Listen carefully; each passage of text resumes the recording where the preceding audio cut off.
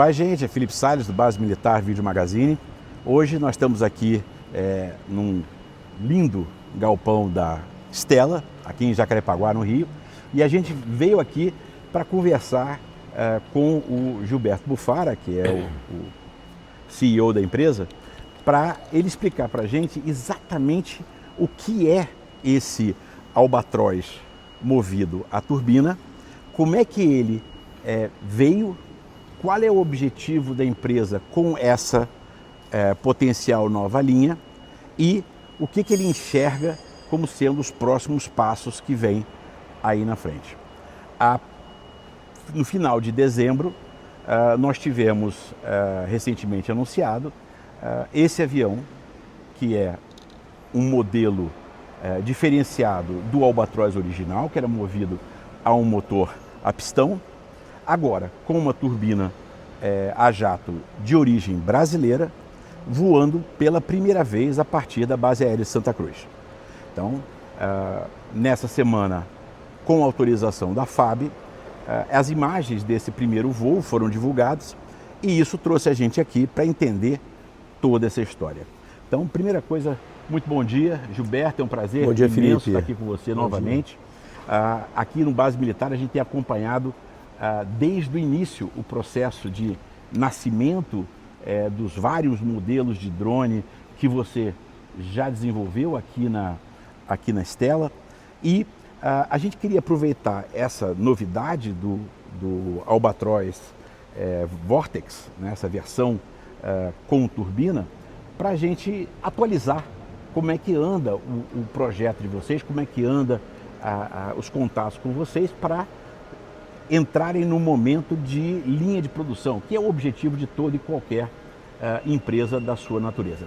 Então, conta para a gente um pouquinho o que vocês já criaram lá do início até aqui, para então a gente entrar nesse modelo em específico. Primeiro, eu, Gilberto, pessoalmente fundei a Santos Lab, junto com o meu antigo sócio Gabriel Clabin, que foi a primeira empresa de drones do Brasil. A Santos Lab fez o primeiro contrato da venda de um drone, que era um drone pequeno na época, né? O Carcará, que foi vendido para o Corpo de Fuzileiros Navais, na época o comandante da Divisão de Defesa Antiaérea e Controle Aerotático, o comandante Carlos Chagas, que agora virou até o comandante-geral dos fuzileiros.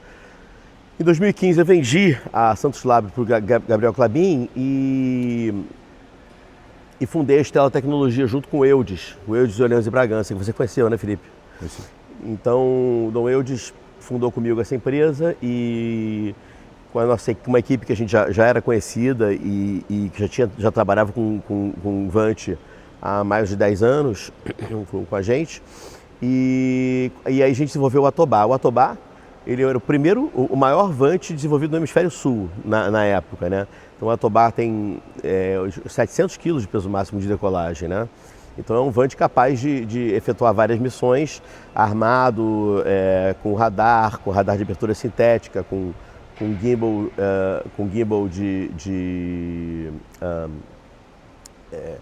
com multissensores, né? Se eu me lembro bem, era essa a diferença entre você e o Gabriel. O Gabriel queria caminhar para a área de serviços e você acreditava na oportunidade apresentada por drones de grande porte. É isso?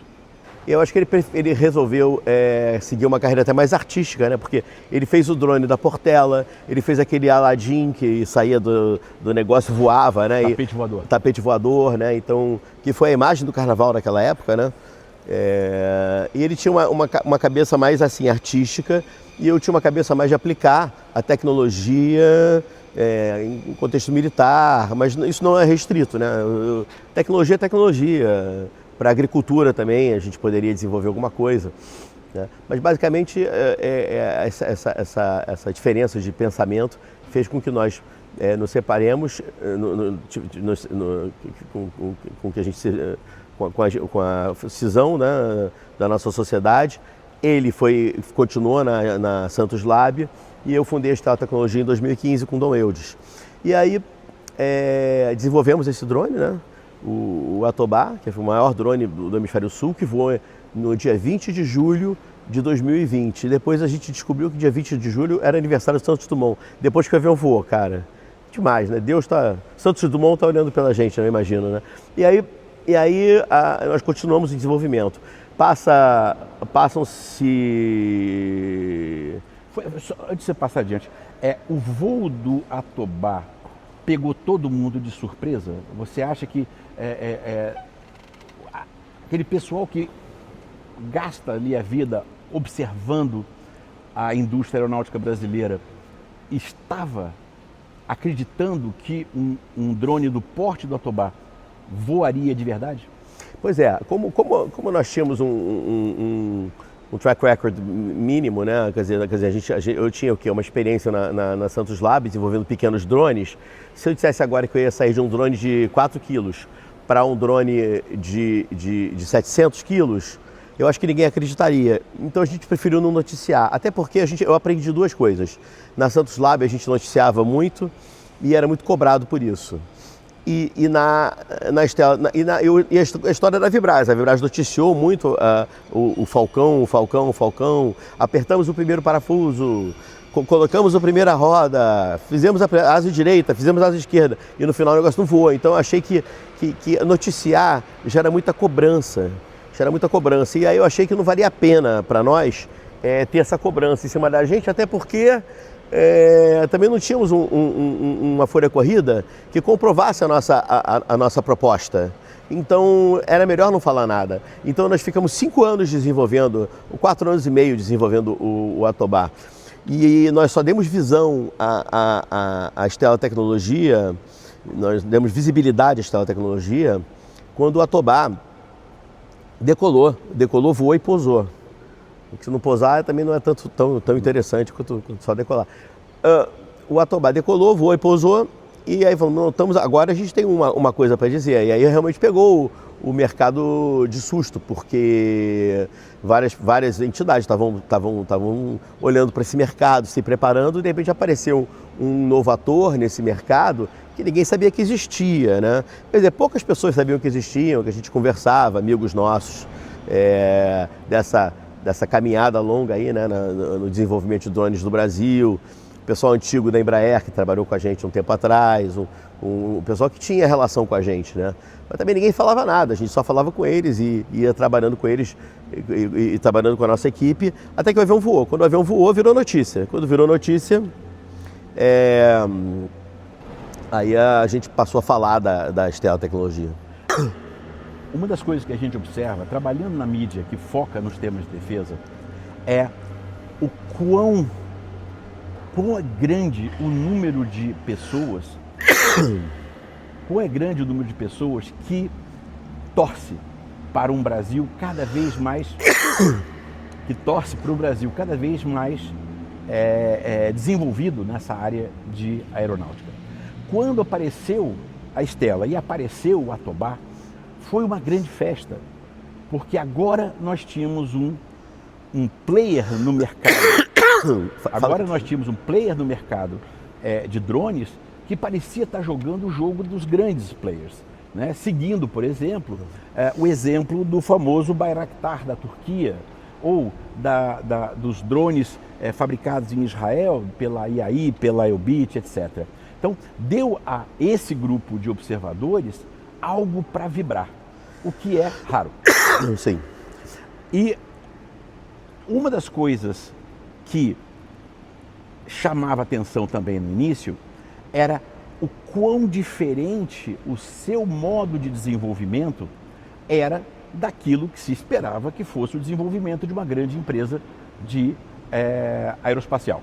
Então, aqueles anos com projetos, com análises, com estudos, né, com simulações, etc. e tal, para então algum dia construir um primeiro protótipo, né? Para então conseguir um contrato governamental que pagasse a construção do primeiro protótipo. E de lá para cá, a gente percebe que a sua aposta nessa área foi validada, e o caminho que se escolheu foi validada por gente como Elon Musk, que escolheu esse tipo de desenvolvimento mais, digamos, empírico, mais teste e aprendizado, para o seu grande projeto, que é o Spaceship, né? Então, a minha pergunta inicial é como é que você se sente vendo que o modelo de desenvolvimento que você escolheu para você, por todas as suas razões, acaba sendo semelhante ao que o Elon Musk escolheu para o seu maior investimento até agora. Eu admiro muito o Elon Musk, ele comete muitos acertos na vida profissional e muitos erros na vida pessoal. Mas ele é um cara muito capitalizado, né? Que encontrou um caminho muito interessante, não pensando como os outros. A sociedade como um todo, as indústrias, têm medo de pensar diferente. Pensar diferente, o cara sai do caminho. Ele pode ser recompensado, mas ele pode ser muito penalizado também se ele estiver errado. Principalmente quando você está dentro de uma organização. Uma grande organização, como uma grande empresa de aviação, que seja, ela traz o cara para o trilho, né? Ela não tolera esse tipo de pensamento livre, né? Eu tive a oportunidade de poder bancar meu próprio projeto, então eu penso como eu quiser, né? E realmente tivemos muito êxito nesse desenvolvimento tecnológico, nesses desenvolvimentos tecnológicos, né? Trazendo isso para o nosso país, né?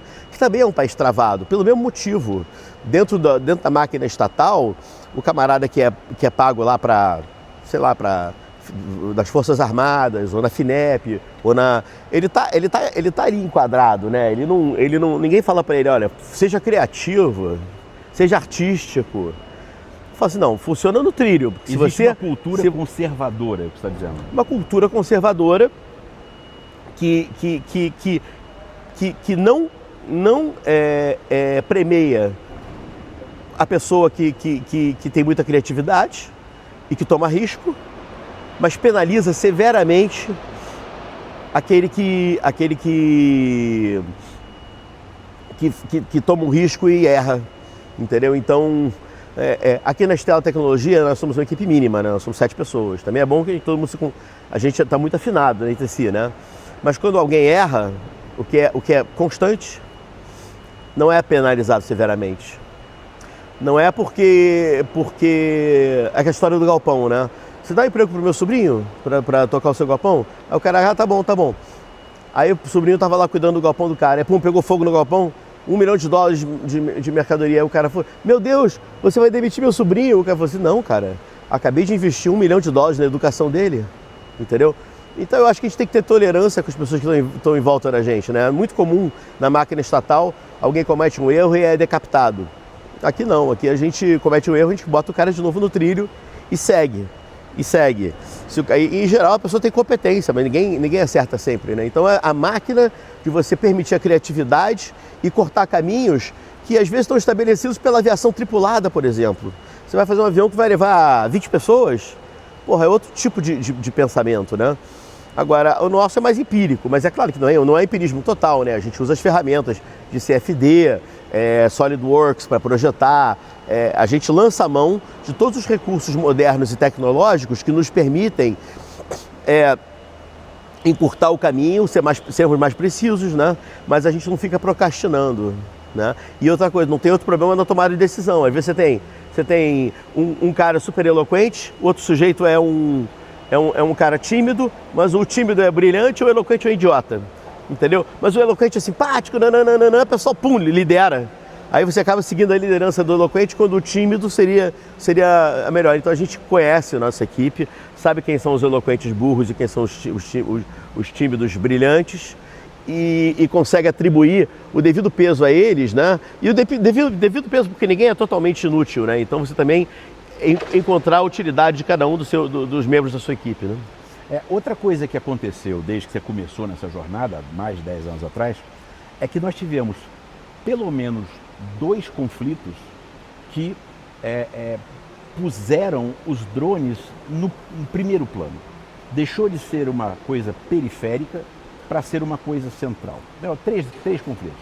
Primeiro, os conflitos americanos no Afeganistão e no Iraque, onde as plataformas grandes, como os Predator, como os Reaper, assumiram um papel de assumiram um papel de dominação do céu. O inimigo americano nesses ambientes não tinha força aérea, o inimigo americano não tinha meios antiaéreos e o céu era completamente propriedade dos drones. E aí você vê a transição dos drones de plataforma de observação, o chamado ISR, até virarem plataformas de armas. Então você começa a ter lançamento de mísseis Hellfire, você começa a ter lançamento de bomba, você começa a ter várias utilidades que até então eram bastante teóricas, né? Depois disso, nós tivemos o caso dos Houthis, que sem dispor de uma força aérea, sem dispor de uma marinha profundamente organizada, com grandes navios, etc. e tal, conseguiram, usando mísseis balísticos e mísseis antinavio e muitos drones, criar um espaço muito perigoso para os navios da Marinha Americana, a maior marinha do mundo. Então, essa perspectiva dessas armas serem usadas como ferramenta numa guerra assimétrica, grosseiramente assimétrica e com sucesso, abriu o olho de muita gente. E finalmente a gente chega ao conflito da Ucrânia, onde você tem ataques de 600 drones suicidas por dia. Ou seja, isso leva o mundo dos drones para uma escala industrial, muito industrial. Não é mais uma plataforma que você usa porque ela é barata.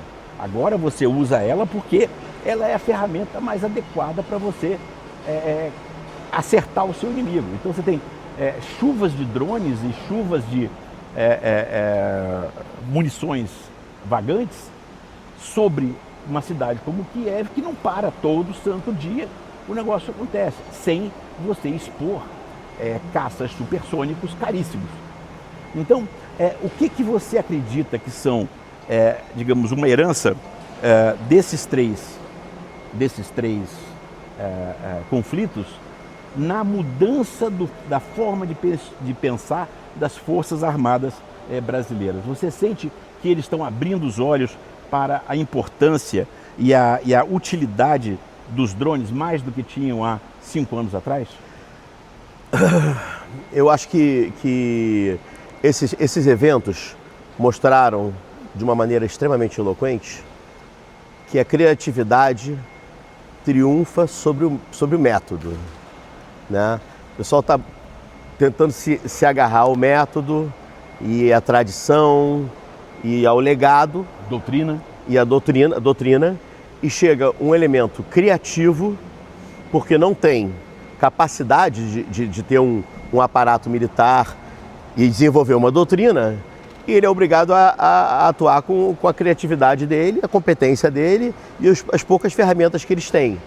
Isso aí criou uma disrupção na Ucrânia e em todas essas guerras recentes aí que estão sendo, onde essas tecnologias pequenas, aviões de brinquedo, estão sendo usados para destruir tanques e aparato militar. Aviões estratégicos da Rússia, né? Você viu aquela operação ucraniana muito criativa e cinematográfica. Então, certamente, isso não tem como não abrir o olho, né? Agora, fazer o nosso pessoal se mover é diferente, né? Porque eu sinto que as nossas Forças Armadas querem andar, né? Agora é um aparato complexo, composto de várias pessoas. Umas pensam de uma maneira mais vanguardista, mais revolucionária. Outros pensam de uma maneira mais tradicional, né? Então eu acho que é inegável a mudança de paradigma que esses eventos recentes causaram na nossa indústria. Mas, ao mesmo tempo, nosso país demora mais para responder do que outros países. Então, nós somos em inglês, late adopter. E nós adotamos mais lentamente as tecnologias. Isso não acontece só na indústria de defesa. Acontece em tudo. Todas as tecnologias adoção, sei lá, a televisão a cores chegou depois, os filmes chegam depois, ou chegavam depois antigamente aqui, agora eu acho que está tudo online, nem tanto, mas agora eu acho que o fenômeno da globalização tornou o mundo mais unificado, né? Uma pena que está sendo desfeito, né? Mas de qualquer forma, as ideias ainda estão globalizadas e não vão deixar de ser globalizadas. Né? E não deixa de ser interessante que as maiores potências do mundo acabaram absorvendo essa tecnologia de drones a partir de países muito menos notáveis no mundo aeronáutico. Então você tem um país como a Turquia, que está se iniciando nesse caminho aeronáutico, já deu grandes passos com a sua indústria aeronáutica, mas o grande V0 deles foi a família Bayraktar de drones, que foi adotada pela Ucrânia, foi adotada pela Rússia, etc. E mais recentemente, nós tivemos o exemplo de Israel também, que criou vários produtos, inclusive o Loitering Munition, que é o Harpy, que gerou, ao ser capturado pelos iranianos, na linha Shahid, que gerou a linha Geran na Rússia e que está agora gerando um produto clone nos Estados Unidos. Ou seja, não existe mais aquela necessidade da tecnologia se iniciar nos grandes polos e ao longo do tempo chegar nos países mais secundários ou mais pobres, ou como você quiser chamar. Como é que você enxerga essa oportunidade? Isso é uma oportunidade para a Stella e para o Brasil? As munições vagantes, que chamam de Loitering Munitions, são certamente um novo paradigma, né? A gente estava usando mísseis, né, que são muito caros, né? E agora as munições vagantes aí, tipo o Shahed o Harpy, o Shahed e essas munições, então é facilmente copiável, né? E eu acho que isso aí vai criar até uma certa comoditização desse tipo de tecnologia, né? É interessante ver, as guerras elas acabam se igualando, as tecnologias se igualam com uma certa facilidade.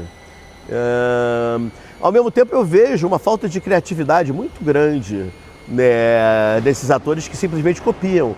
Os americanos simplesmente copiaram o Shahed lá também. Copiaram. E usaram na Venezuela. Hein? Usaram na Venezuela. Usaram na Venezuela, né? Então copiaram o Shahed, copiaram o outro Shahed também, a cópia do outro. Um copia o outro, né?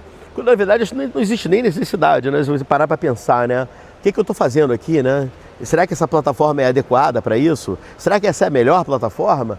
O cara vai lá e copia, entendeu? Tá bom, é justo.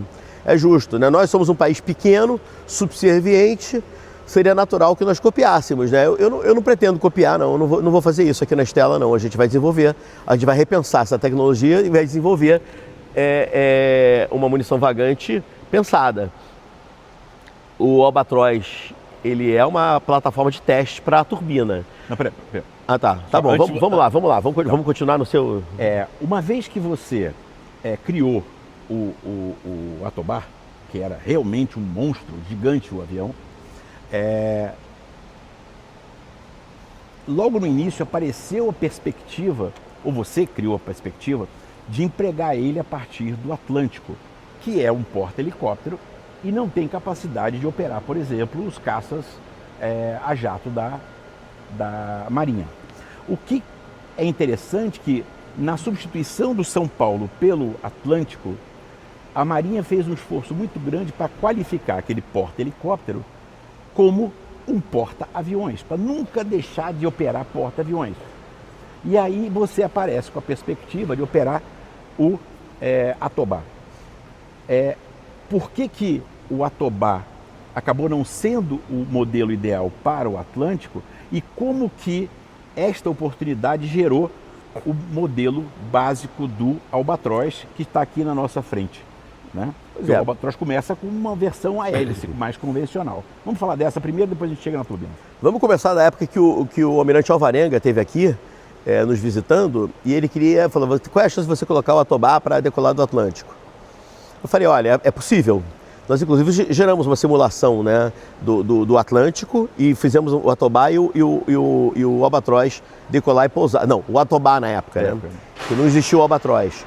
Mas a gente ficou com muito medo, né? Porque era nós só temos um protótipo do Atobá, nós não somos uma empresa super capitalizada e é um avião na época, um avião de 500 quilos, naquela versão, para entrar e sair do Atlântico, era uma coisa mais complicada até de operar, e limítrofe. Aí eu reuni a nossa equipe, quando o Almirante Alvarenga saiu da Stella, lá, eu reuni a equipe e falei, vamos desenvolver.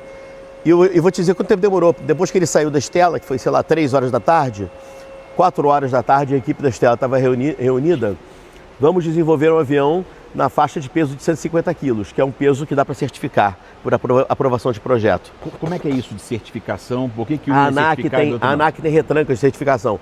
E certificar por aprovação de projeto é muito mais barato do que fazer uma certificação de tipo conforme de aviões de maior porte. Então, a gente não basta nós fabricarmos o avião, ele tem que estar certificado para ele poder entrar numa operação e até para o cliente se sentir seguro. A ANAC colocou o carimbo dela aqui, né? Então, ainda que aviões militares não demandem, não precisam, mas o pessoal está sempre com medo, eu entendo, e tudo bem, é justo e vamos lá. O que aconteceu? O Almirante Alvarenga saiu, reunimos uma equipe e começamos a desenvolver um avião cuja missão do projeto era um avião para decolar e pousar numa plataforma móvel com 160 metros de comprimento, que é o navio aeródromo multipropósito Atlântico. E aí, em 8 meses depois, não só estava pronto, concluído o projeto, nós da Stella, mais um pessoal do ITA que estava colaborando com a gente, desenvolvemos o projeto e construímos o protótipo em 8 meses. Essa é a nossa capacidade de desenvolver projeto. Demorou muito mais para voar, porque a ANAC não aprovava, a gente acabou demorando muito para voar o Albatroz. Voamos o Albatroz, depois voamos de novo, e é uma plataforma que está voando de uma maneira muito fluida, muito fácil, né? Mas o voo a partir do Atlântico não aconteceu. Aí, as pessoas que estavam envolvidas na Marinha, na época que esse movimento aconteceu, mudaram de lugar, né? O Almirante Alvarenga foi para Brasília, o Almirante Cunha tá na Inglaterra, entendeu? Então as pessoas que estavam nos apoiando se deslocaram. E aí eu tive uma reunião lá com a pessoa responsável pela DAERME, e eles colocaram uma série de dificuldades para operar na base de São Pedro Aldeia. Tem que ter IFF, tem que ter link de 100 quilômetros, tem que ter satelital, tem que ter isso, tem que ter... Aí ele mandou uma lista imensa, eu até falei, olha, então vamos... Aí eu respondi imediatamente, vamos cumprir todas essas exigências. E ele não respondeu mais. Então eu falei, olha, então isso parece que deve ter um desinteresse lá, o cara que tá o oficial ligado ao DAERME não está fazendo isso. Aí nós temos poucos recursos, nós não temos muito dinheiro para ficar nessa briga, né? Então deixamos de lado isso e aí a Aeroconcepts apareceu. O que é a Aeroconcepts? A Aeroconcepts é uma fabricante de turbina brasileira, chefiada pelo Alexandre Roma, CEO da Aeroconcepts, que desenvolve turbinas gigantescas de geração de energia junto com a WEG, que tem uma turbina de 5.000 newtons numa bancada de teste no IAE, funcionando, e desenvolveu uma linha de turbinas. E estava precisando de uma plataforma aérea para voar essa turbina deles. Uma turbina para avião, para validar a turbina deles. Essa plataforma estava desenvolvida, uma plataforma maravilhosa, feita para fazer um pouso de precisão no navio aeródromo multipropósito Atlântico, que estamos abertos a fazer. Aguardamos aí o contato da Marinha, porque a gente nós trabalhamos para o nosso país, entendeu? E se a força for parceira, a gente não precisa de dinheiro às vezes, a gente precisa caminhos abertos para poder trabalhar. Você precisa do Atlântico. eu preciso do Atlântico. O cemitério Atlântico eu boto o avião para voar lá, com certeza, né? Tudo nosso tem dado certo até agora, então não é isso que não vai dar certo. Então, Então vamos lá, aí a turbina aparece, você conheceu o pessoal na FIDAI, eu me lembro você conversando com eles na FIDAI, foi isso? na FIDAI que eu conheci eles? Acho que sim. Acho que sim, olha, eu sei que houve uma empatia muito grande entre o Alexandre Roma e eu. O Alexandre Roma é um cara que pensa para frente, quer fazer, quer executar. E esse tipo de gente soma muito comigo, porque eu também quero executar, eu também quero fazer, eu não quero ficar parado, eu não quero esperar, eu não quero preencher formulário. Eu quero botar os aviões para voar, entendeu? E acho que o Roma também tem esse. Mas o Roma também é mais ponderado, tem uma capacidade de lidar com as autoridades melhor do que eu. Ele é um cara que tem mais paulatino. E a gente fez uma dupla muito boa, até porque o que ele fabrica é complementar com o que a gente fabrica, né? E nesse momento, adaptar um Albatros para uma turbina do Roma se tornou um projeto prioritário para a Stella Tecnologia. E nós desenvolvemos esse Albatros especialmente para ser propulsionado pela turbina, que coube perfeitamente nele, maravilha. Desenvolvemos essa entrada NACA que está em cima do avião, todas as provisões para a turbina para poder funcionar, sistema de gerenciamento de combustível, tudo aí é implementado. E o avião pronto também há um bom tempo, também esperando aí, né? Até que a Força Aérea, muito gentilmente e com uma cabeça também olhando para o futuro, empolgado, o Brigadeiro Damasceno, um cara muito, muito engajado, brigadeiro moral. Realmente a gente encontrou na Força Aérea o caminho, né? Um caminho para implementar nosso avião. Coisa que a Marinha era isso, né? A Marinha era essa força, né? Na época da Santos Lab, a Marinha, o Almirante Carlos Chagas é uma Ferrari.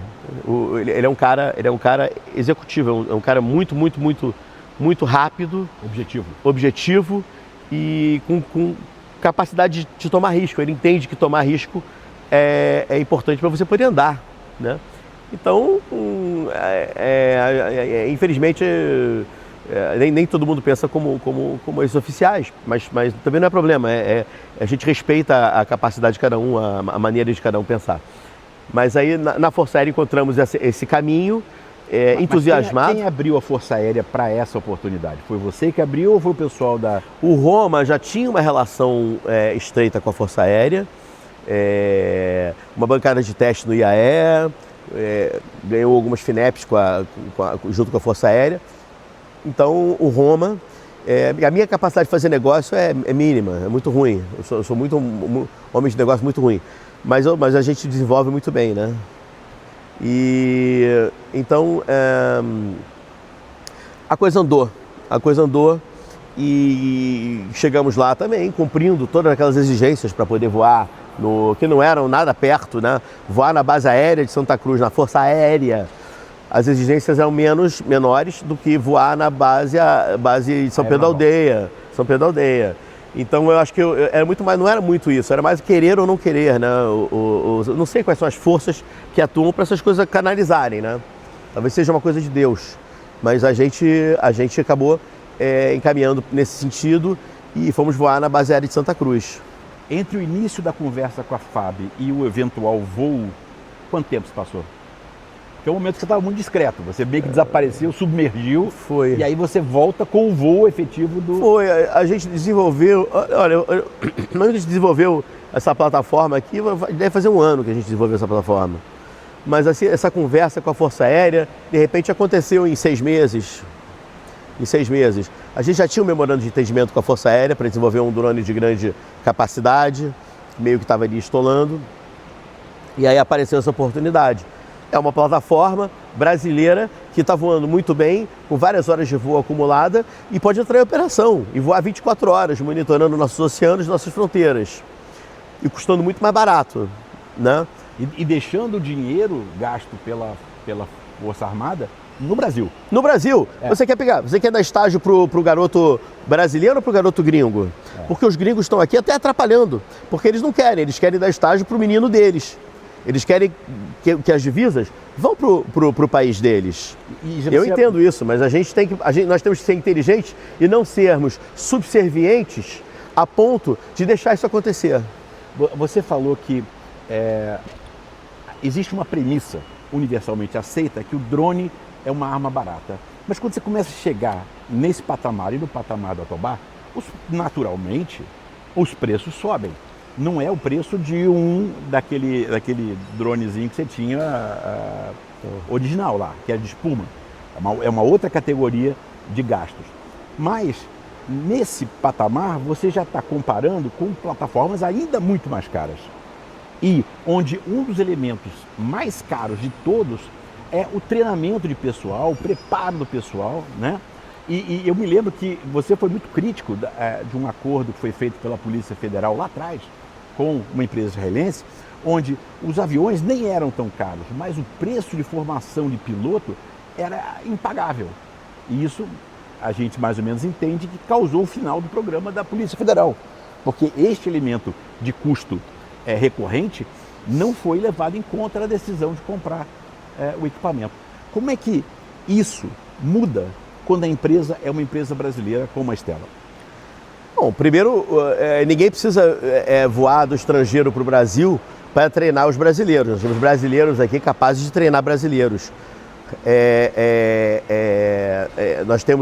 Nós temos também pessoas que ganham relativamente menos. Nosso custo de vida aqui no Brasil é menor do que o custo de vida em muitos países estrangeiros, via de Israel, Estados Unidos, né? Nós temos uma tecnologia comparável, precisamos mais horas de voo, mais contratos para poder implementar isso. A gente não vai chegar lá no estalar de dedos, a gente vai chegar lá andando, e nós precisamos da força para andar, né? Nós precisamos de alguém que queira tomar esse risco e andar com a gente, né? E nosso produto já é inerentemente mais barato, ele custa, sei lá, 60% do preço do produto estrangeiro, entendeu? Do preço FOB do produto estrangeiro, tá? E é isso, investir no nosso país, investir no nosso jovem. São jovens que construíram isso aqui, meninos do ITA que estão fazendo graduação, né? Orientados por pessoas mais velhas, mas muito menino jovem. E aí, se a gente não fizer isso, não dá oportunidade para o nosso jovem. Isso é um crime, isso é um absurdo. Isso é um absurdo, a gente não pode ter esse pensamento servil, devia ter vergonha. Qualquer brasileiro envolvido nesse tipo de coisa devia se envergonhar, porque nós somos um país atrasado, porque nós nos permitimos ser um país atrasado, nós nos permitimos sermos dominados, nós permitimos que estrangeiros venham aqui fazer lobby.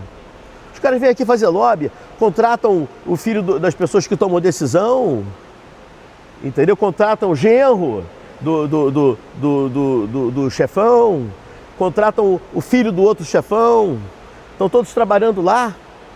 Isso é uma vergonha, Vamos lá. Gilberto, quando você projetou o Albatroz da primeira vez, ele era uma plataforma movida a hélice. E movido a hélice te dá uma área de desempenho que não é o máximo, perfeito? Tanto que você tem uma aeronave com asas retas, né? Com uma aerodinâmica otimizada para um motor de menor potência e, por consequência, longa duração de voo. Na hora em que você aceita converter essa plataforma num modelo de testes do motor, você está admitindo que isso aqui não é a configuração, talvez, ideal para uma aeronave a reação. É um equilíbrio, é um ponto de convergência entre o interesse da sua empresa e o interesse do fabricante da turbina. Agora, fala um pouquinho sobre como você enxerga a oportunidade de propulsão a jato nesse mundo de drones. Primeiro, essa plataforma de asa reta, o U-2, por exemplo, que é um avião espião, era feito assim, né? Não é feito para voar rápido, é feito para voar alto, né? Uma plataforma dessa, ela pode facilmente executar missões de voo, onde o voo em grande altitude seja necessário.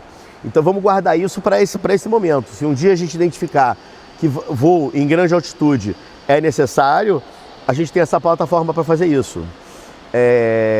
Mas tem plataformas que podem tirar proveito de outras características da turbina.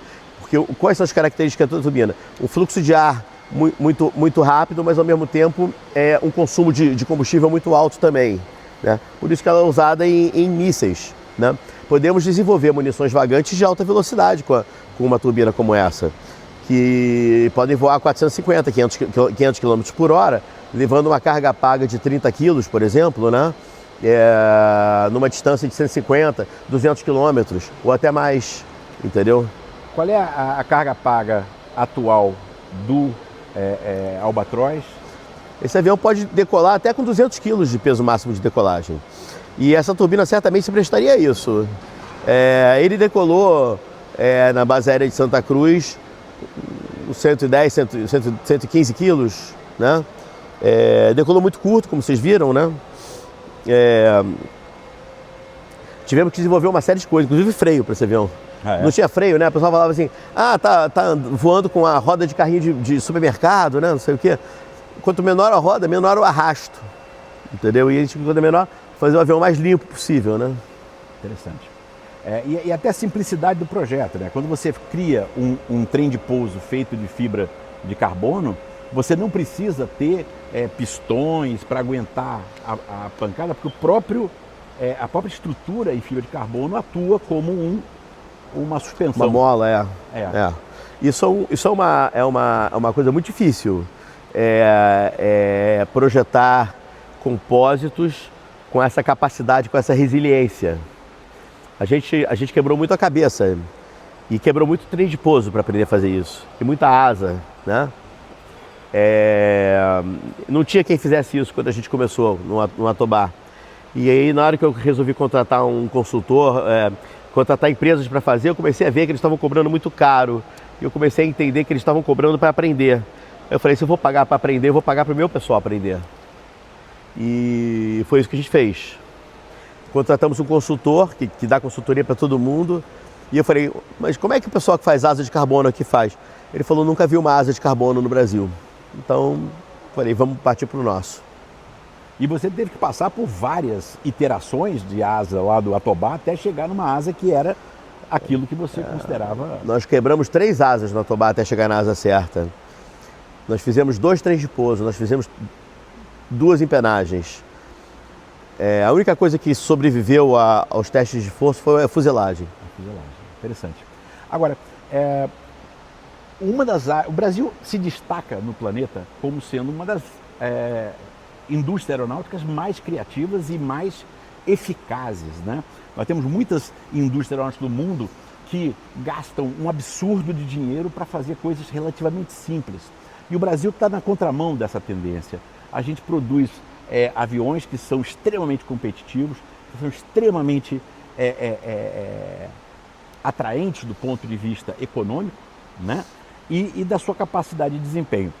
Agora, uma área em que a nossa indústria aeroespacial é particularmente débil é essa área de motores aeronáuticos. Nós temos fabricado aeronaves sempre com motores estrangeiros. A gente não participa de programas multinacionais de desenvolvimento de aeronaves.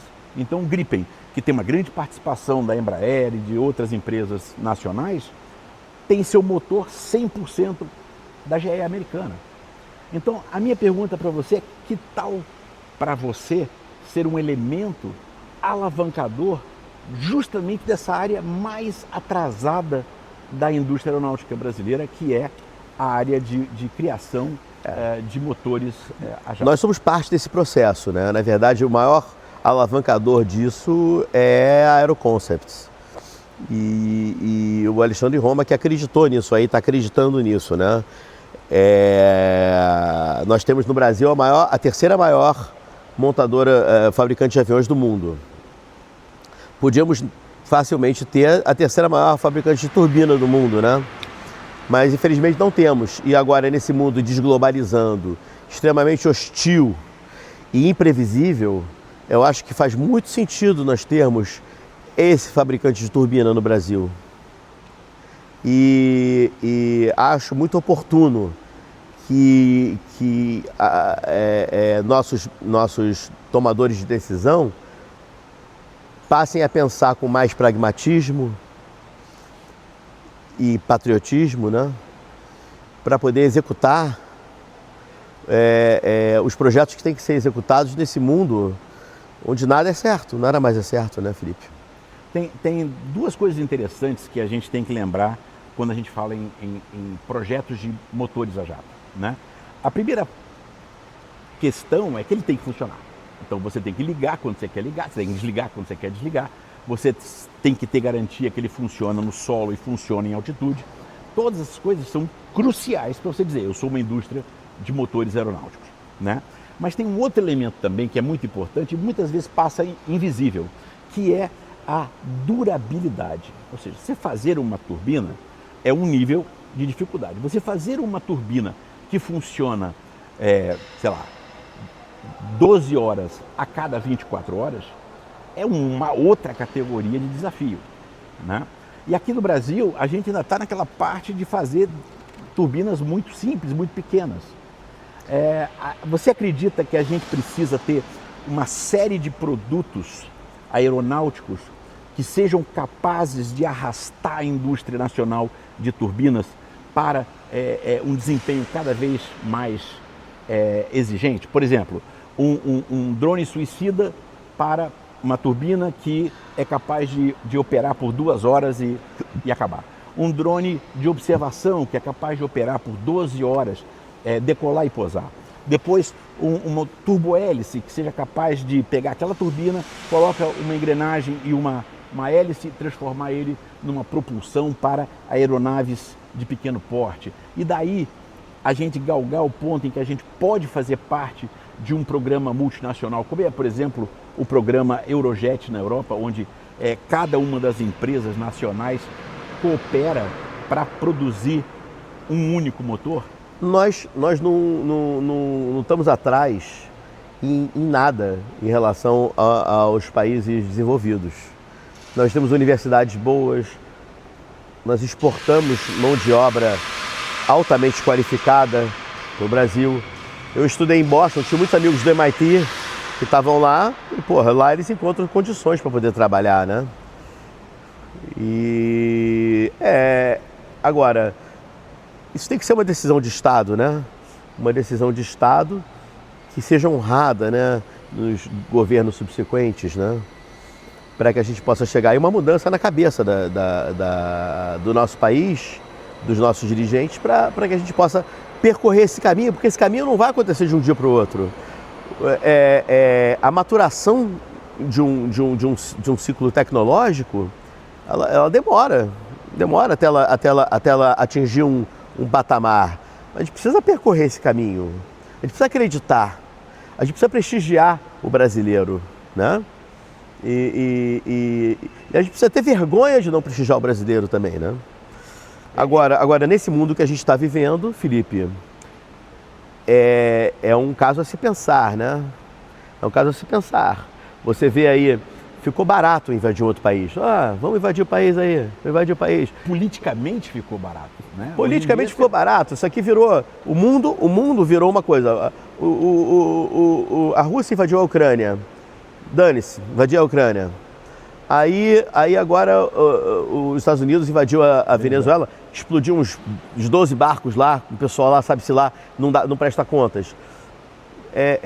Tá dizendo que quer invadir a Groenlândia, também outro país soberano, que é barato, porque tem pouca gente, de repente paga esse pessoal, né? Uhum. E o maior trata o menor com desdenho, né? Com desdenho. É natural que a gente está num ciclo com essa característica num nível global. A gente vê uma tendência global acontecendo. Precisamos tomar conta, porque se essa ética se desmoronar, essas instituições desmoronarem, a ONU vai perder o valor dela, a OTAN também vai desmoronar, e o que a gente vai ter é um cada um por si, Deus por todos.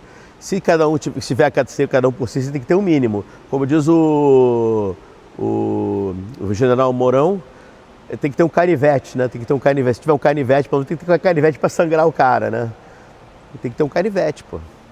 E especialmente porque durante décadas o Exército martelou essa ideia de que a Amazônia era uma área extremamente rica e que seria por conta das riquezas da Amazônia que grandes potências poderiam fazer um avanço em torno da gente. Isso era uma ideia difícil de ser processada até agora. Chegou esse momento, terras raras. Mas o problema das terras raras também não é só ter, né? Todo lugar tem terras raras. Uhum. Mas o chinês sabe separar, né? Mas de qualquer forma, é um discurso para a plateia também, né? Para a torcida, né?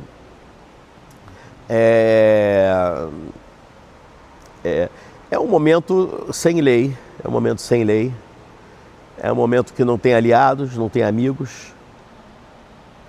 E a gente precisa se preparar para atravessar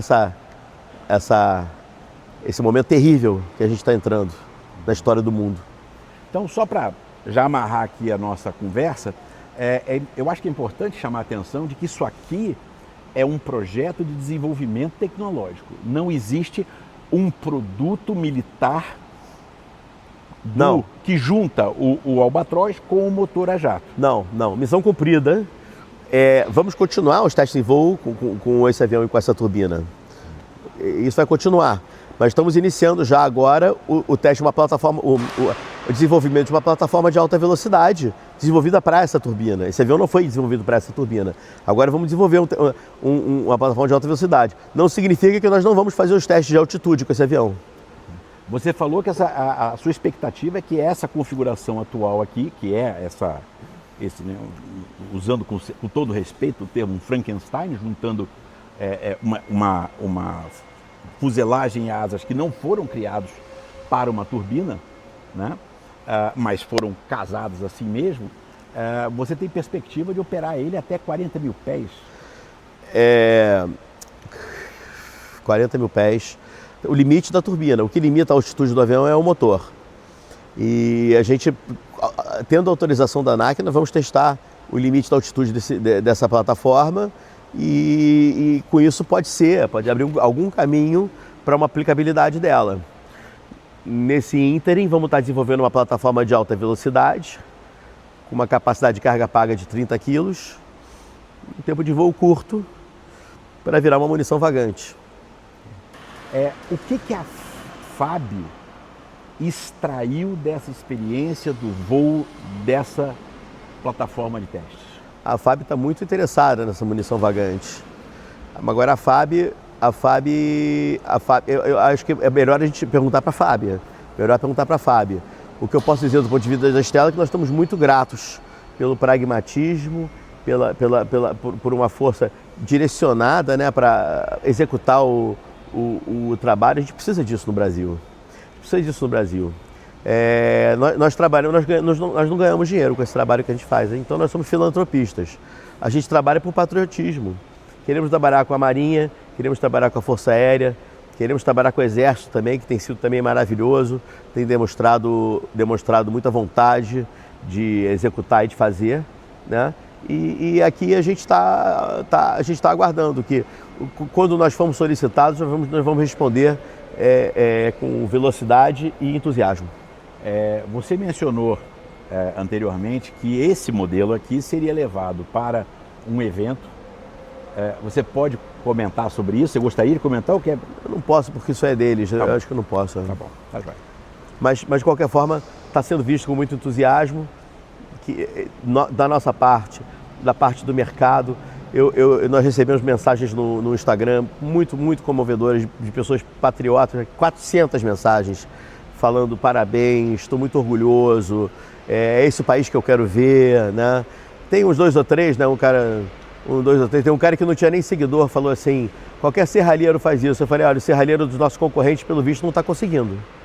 Mas assim, estamos aí e nós queremos ver concorrentes capazes também, executando, fazendo coisas boas, porque a gente não quer existir no vácuo, não. A gente quer existir num país competitivo, que rema para frente e que os atores da indústria se ajudam, se entusiasmam com o trabalho do outro e queiram andar para frente junto.